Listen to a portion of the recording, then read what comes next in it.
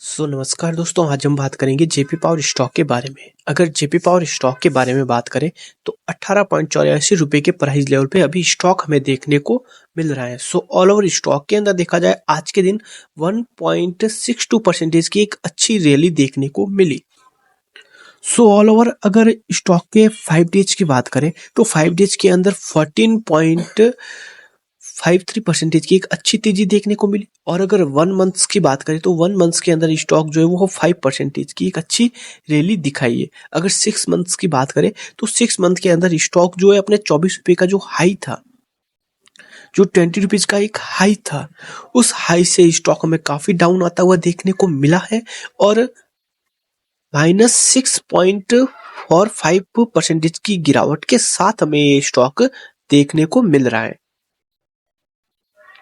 और अगर 1 ईयर्स की बात करें तो 1 ईयर्स के अंदर स्टॉक ने एक अच्छा रिटर्न दिया है, जिसको 46.69% की एक अच्छी तेजी स्टॉक ने दिखाई है।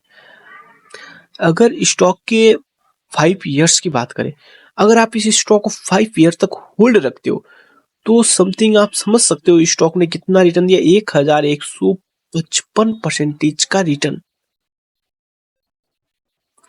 तो अब इस प्राइस से स्टॉक को आप 5 ईयर तक होल्ड रख सकते हो।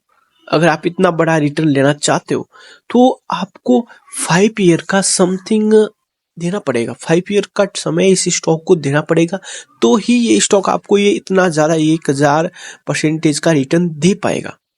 क्लियरली स्टॉक का जो पैटर्न है वो आमतौर पर एक अच्छा स्टॉक होता है, उसी की तरह चल रहा है। क्लियरली आप देख सकते हो स्टॉक एक रेंज में चला, फिर हाई गया, एक रेंज में चला, हाई गया, फिर डाउन आया, फिर वापस डाउन आया, फिर वापस हाई गया, अब वापस स्टॉक एक रेंज के अंदर चल रहा है।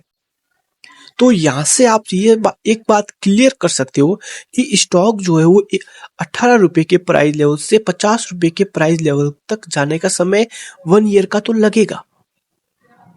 जब स्टॉक को 10 रुपीज के प्राइस लेवल से 20 रुपीज का प्राइस लेवल तक जाने के लिए 1 ईयर का समय लग गया, तो 18 रुपए के प्राइस लेवल से 50 रुपए के प्राइस लेवल तक जाने का स्टॉक को 1 ईयर का समय लगेगा। फिर वापस 50 रुपए के प्राइस लेवल से 100 रुपीज के प्राइस लेवल तक जाने तक और भी 1 ईयर का समय यहाँ पर लग सकता है। तो आप यहाँ पे क्लियरली समझ सकते हो कि स्टॉक कितना स्ट्रॉन्ग है। मतलब ऐसी बात नहीं है कि इसका एक चार्ट पैटर्न है वो एक हायर हाई पैटर्न के अंदर लॉक है।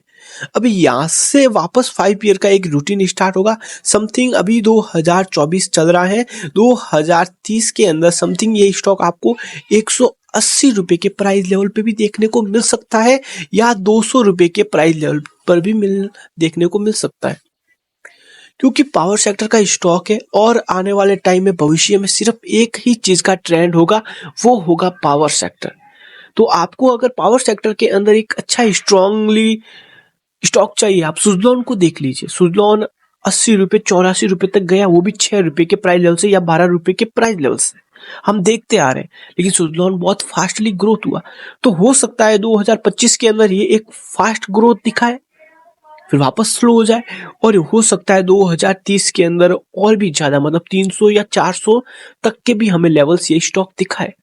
तो ये एक ऐसा स्टॉक है जिसे आप खरीद करके भूल सकते हो और एक पेनी स्टॉक समझ के इस स्टॉक को आप छोड़ सकते हो, क्योंकि इस स्टॉक के अंदर बहुत बड़े बड़े क्वांटिटीज बाई की जा रही है। बड़े बड़े लेवल्स, बड़े बड़े जो इन्वेस्टर्स है, बड़े बड़े फॉरेन इन्वेस्टर्स है, एफआई वाले है, वो भी इस स्टॉक के अंदर होल्डिंग बढ़ा रहे हैं।